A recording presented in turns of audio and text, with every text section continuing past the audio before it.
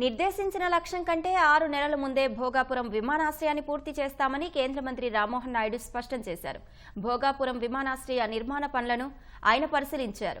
నిర్మాణ సంస్థలు GMR, L&T ప్రతినిధులతో సమీక్షించారు. 2 తెలుగు రాష్ట్రాల్లో విమానయాన అభివృద్ధికి తాను కట్టుబడి ఉన్నానని రామ్మోహన్ మరోసారి స్పష్టం చేశారు.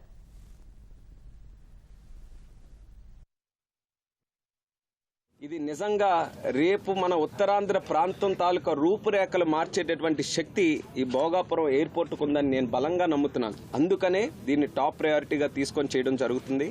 గత నెల 31.8% అయితే ఈ నెల రోజుల్లో మరొక 4.8% కంప్లీట్ చేసుకుని ఈ రోజు 36.6% పూర్తి చేసుకున్నాం. ఈ రోజు వరకు ప్రాజెక్టుని ఖచ్చితంగా మనం 6 నెలల కంటే ముందే పూర్తి చేసేటటువంటి అవకాశాలు అన్ని రకాలుగా మనకున్నాయి. లక్ష్యం ఎక్కడ కూడా మిస్ అవ్వకూడదు అన్నటువంటి ఆలోచన.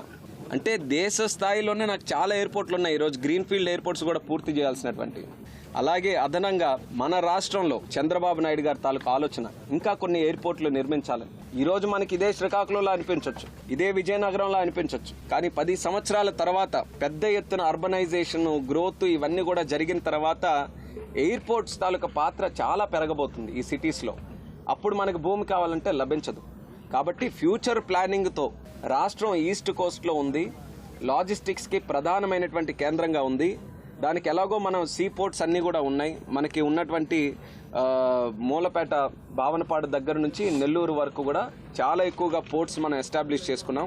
అదే స్థాయిలో ఎయిర్పోర్ట్స్ కూడా మన రాష్ట్రంలో ఎక్కడికక్కడ మనం ఎస్టాబ్లిష్ చేసుకోగలిగితే మంచి లాజిస్టిక్స్ హబ్గా ఆంధ్రప్రదేశ్ రాష్ట్రం తయారవుతుందని ఆయన కూడా సలహాలు నాకు ఇవ్వడం జరిగింది. మరి అందులోనే ముఖ్యంగా ఒక 4 ఎయిర్పోర్ట్స్ కూడా దాంట్లో ఈరోజు ప్రణాళికలు కూడా చూసుకుంటున్నాం, ఎక్కడెక్కడ భూమి ఉంది ఎలా అనేది. అందులో ముఖ్యంగా శ్రీకాకుళం జిల్లాకు సంబంధించి కూడా ఒక ఎయిర్పోర్ట్ మేము ప్లాన్ చేస్తున్నాం. అలాగే మనకి దగదర్తి నెల్లూరు దగ్గర ఒకటి చేస్తున్నాం, నాగార్జున సాగర్ ఒకటి చేస్తున్నాం. అలాగే చంద్రబాబు నాయుడు గారి తాలూకా నియోజకవర్గం అయిన కుప్పంలో కూడా ఒకటి ఈరోజు ప్లాన్ చేస్తున్నాం. దానితో పాటు ఇంకా రిక్వెస్ట్స్ కూడా ఉన్నాయి. అనంతపూర్లో కూడా ఒక ఎయిర్పోర్ట్ ఎస్టాబ్లిష్ చేయాలని ప్రధానంగా రిక్వెస్ట్ చేస్తున్నారు. అలాగే ఒంగోలులో కూడా ఎస్టాబ్లిష్ చేయాలని రిక్వెస్ట్ చేస్తున్నారు. సో ఇవన్నీ కూడా పరిశీలన చేస్తున్నాం. అక్కడ స్థానికంగా నాయకులతో, అధికారులతో అందరితో కూడా చర్చించి దానికి కావలసినటువంటి భూమి తాలూకా కేటాయింపు అవన్నీ కూడా చూసుకొని, అది ఎప్పుడైతే మాకు ప్రభుత్వ పరంగా ఒక క్లారిటీ వస్తుందో, ఇక్కడ ఇంత పార్సల్ ఆఫ్ ల్యాండ్ ఉంది, ఇక్కడ ఖచ్చితంగా ఎయిర్పోర్ట్ కట్టడానికి టెక్నికల్ ఫీజిబిలిటీ ఉందని ఎప్పుడైతే వస్తుందో అప్పుడు ఖచ్చితంగా ప్రజలకి కన్ఫర్మ్ చేసుకొని ఈ ప్రాంతంలో ఇక్కడ ఒక ఎయిర్పోర్ట్ నిర్మిస్తామని ఆ రోజు ఖచ్చితంగా మేము చెప్పబోతున్నామని మీడియా ద్వారా ఈ సందర్భంగా తెలియజేస్తున్నాను.